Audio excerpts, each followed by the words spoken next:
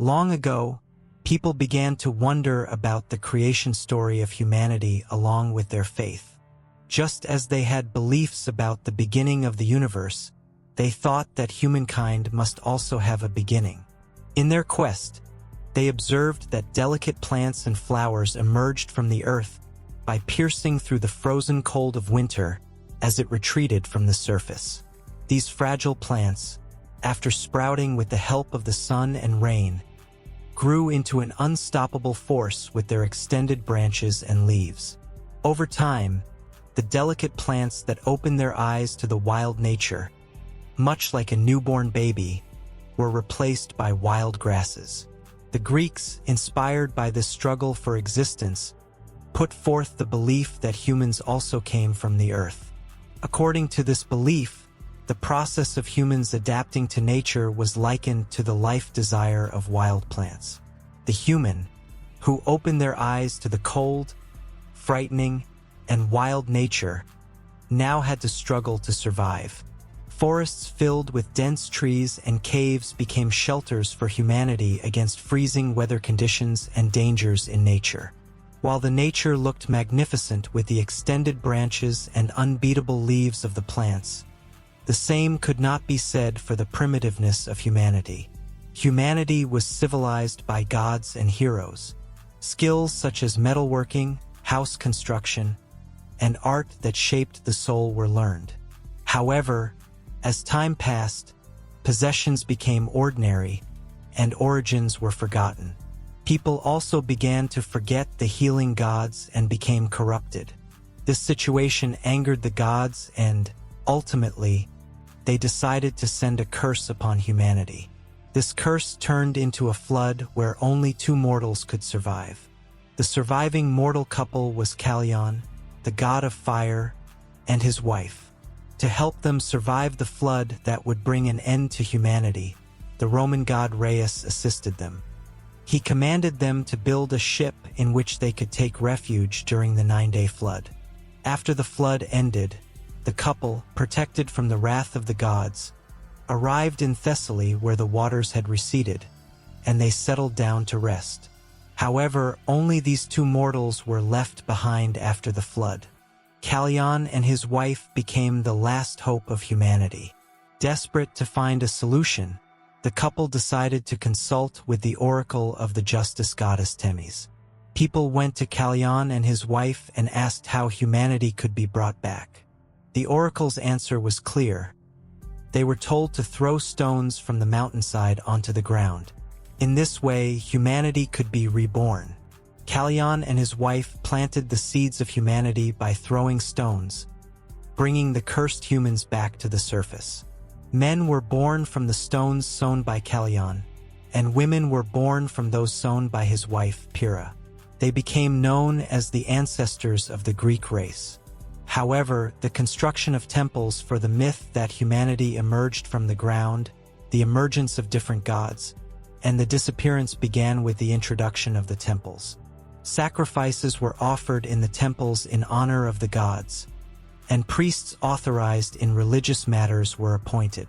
The teachings told in the temples led to the gradual disappearance of the belief that humanity was created from the stones thrown by Callion and his wife. One of these teachings was the work Works and Days, written by the ancient Greek poet Hesiod. According to Hesiod, humanity had 5 ages.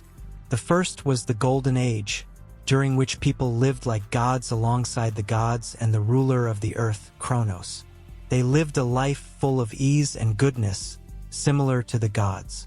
Fields produced crops on their own, and war and crime were unknown. When death came, people rose to the sky like falling asleep, turning into spirits called daimon, and wandering the world. This divine existence lasted for hundreds of years, but ended with Zeus defeating his father Kronos. Zeus seized the throne of Olympus, heralding the beginning of a new age. This age was called the Silver Age, and the well-being and happy lives of humans were left behind. The gods of Olympus made a decision. From now on, the human race would not be equal to the gods.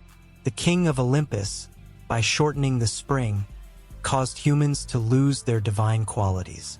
Humans now had to find shelter and feed themselves.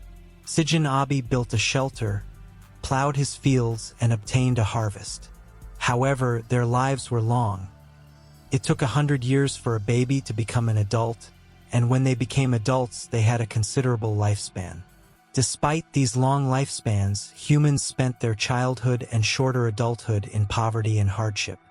Therefore, they abandoned serving Olympus and were cursed. In this situation, Zeus, angered by the revolt of humans, sent a curse upon them, resulting in the eventual extinction of the Silver Age humans. The wrath of the gods led to the restless spirits sent to the underworld, filled with a longing for the pleasures lost on earth. With the end of the Silver Age, a toothpick tree took a shape. With the inspiration and breath of the peace and inspiration goddess Athena, it came to life. And finally, mankind was reunited with the earth to which they belonged. This situation was enough to revive the seeds of hope in Prometheus' heart for humanity. However, despite the loss of divine qualities and mythical abilities described in the heroic age, humanity survived with the help of Zeus and won the tough struggle for life. Prometheus, with deep love for his creations, offered them knowledge that improved their minds and conditions. He taught them metalworking for making tools to defend themselves, gave them fire to cook their meals. He also taught them astronomy, anatomy, alphabet, methods of dealing with diseases, and interpretation of prophecies. However, humans still became intoxicated with the opportunities provided by their creators, and they forgot the gods once again. This situation angered Zeus again. Zeus thought that humanity needed a lesson, so he gathered other gods in a meeting. Inviting Prometheus to the meeting, Zeus ordered him to sacrifice an animal and share its parts between the gods and humans. With a clever plan, Prometheus fulfilled this order. He separated the meat of the sacrifice to be displayed among the gods as a bright, tasty, and oily layer. Zeus, captivated by the charm of this shiny layer, chose it. However, when he saw the bone beneath it, he realized his mistake. Zeus, upon learning about this situation, became very angry, and he took decisive action to take back the fire that Prometheus had gifted to mortals.